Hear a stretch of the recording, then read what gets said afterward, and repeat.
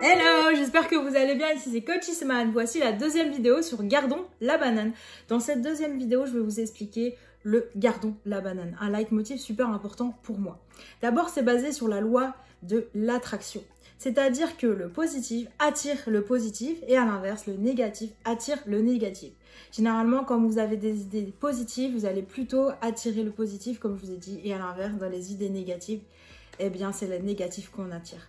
Vous avez sans doute fait l'expérience, quand vous avez une épreuve, quand vous avez un obstacle, si vous êtes plutôt optimiste, vous allez mieux réussir et à l'inverse, si vous êtes plutôt pessimiste, vous allez avoir du mal à vous en remettre. Trois raisons pour Gardons la banane qui est super important pour moi. La première, c'est que ma mamie a eu une dépression postpartum à l'époque et avant, moi je l'ai toujours connue avant sa mort malade, mais à chaque fois que je la voyais, elle souriait malgré tout et en fait, elle avait un fruit préféré, vous savez quoi? C'était la banane. Et à chaque fois que je passais la voir, elle me donnait un petit bout pour justement me donner le sourire et la banane. La deuxième raison, c'est quand j'ai été pour la première fois à Marrakech voir la famille, en fait, j'ai rencontré des gens super intéressants, super gentils, etc. Et j'ai vu que c'était des blagueurs. Et la première chose qu'on m'a dite, on m'a surnommée en fait Banane. Et du coup, c'est resté. Au lieu de m'appeler Banane, au lieu de m'appeler Ismaël, on m'a appelé Banane et c'est resté. Et on a tous rigolé. Donc du coup, ça donne la banane. La troisième raison, c'est que lors de mes études, j'ai eu un moment où j'étais très fatiguée.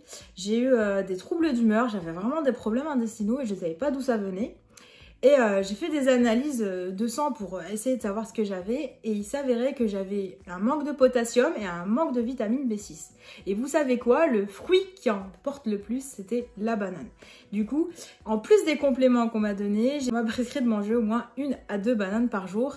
C'est resté, encore maintenant, j'ai toujours une banane sur moi au cas où. Voilà, vous l'aurez compris, c'est super important pour moi la banane. Et de la garder, c'est encore plus important, à la fois pour le corps et pour la tête. Vraiment voulu partager au travers donc, du sport et aussi toute une philosophie. C'est vraiment l'idée de garder la banane ensemble. Donc gardons la banane.